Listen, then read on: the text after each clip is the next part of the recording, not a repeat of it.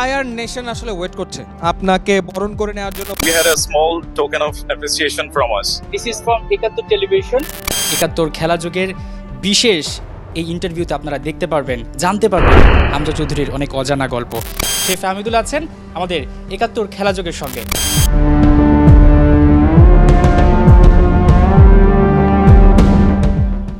বাংলাদেশের ফুটবল নতুন একটা স্টেডিয়াম পেয়েছে। ব্র্যান্ড নিউ এই মাঠ কাজে লাগিয়ে ব্র্যান্ড ভ্যালু কি বাড়ানো যাবে? বাংলাদেশ ফুটবল ফেডারেশন তারা আত্মবিশ্বাসী, আর সেই ব্র্যান্ড ভ্যালুটা শুধুমাত্র কাজে লাগানো নয়, সেটাকে নতুন করে তৈরি করার জন্য রয়েছে বিশেষ উদ্যোগ।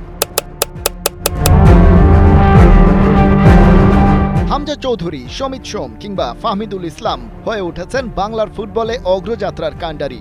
নতুন দিনের হাওয়া, নয়া তারকা, নতুন রঙের ব্র্যান্ডিং। তাবিত আউয়ালের নেতৃত্বে ফুটবল ফেডারেশনের নতুন কমিটি দায়িত্ব নেয়ার পর থেকেই খেলাটার ক্রেজ ছুঁয়েছে আসমানে, আর বরাবরের মতোই তার সঙ্গী হয়েছে খেলাযোগ। দর্শকের সামনে হাজির করেছে একের পর এক এক্সক্লুসিভ স্টোরি। সো যখন বাংলাদেশ আসতেন ওই সময়টা কি সাইক্লিং করা হতো? সবটা করতাম আসলে থাকতে চাইছি, গাছ সুইম করছি, মাসুদ চাচার সঙ্গে মোটর বাইক চালাইছি, বেবি ট্যাক্সি সবটা চালাইছি।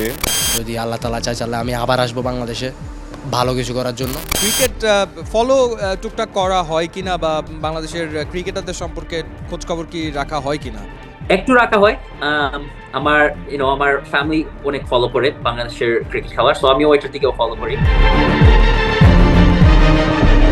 খেলাযোগের মাইক্রোফোনে হামজা, সমিত সোম, ফাহমিদুলরা জানিয়েছেন তাদের স্বপ্নের কথা, বাংলাদেশকে ঘিরে তাদের ভালো লাগা, ভালোবাসার কথা।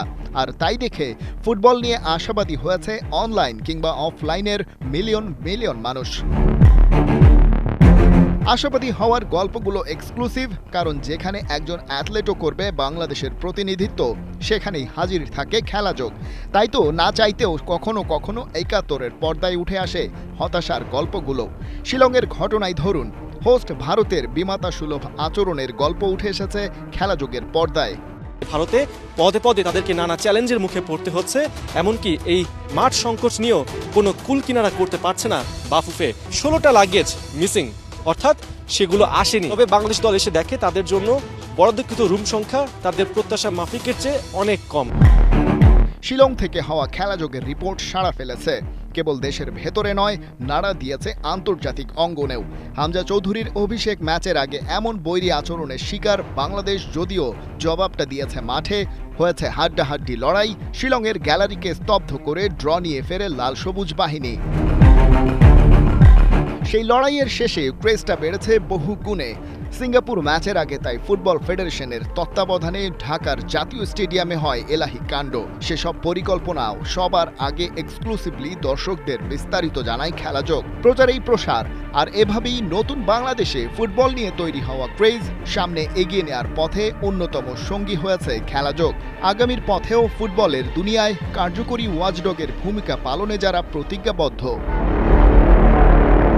খালিদ জামিল, একাত্তর।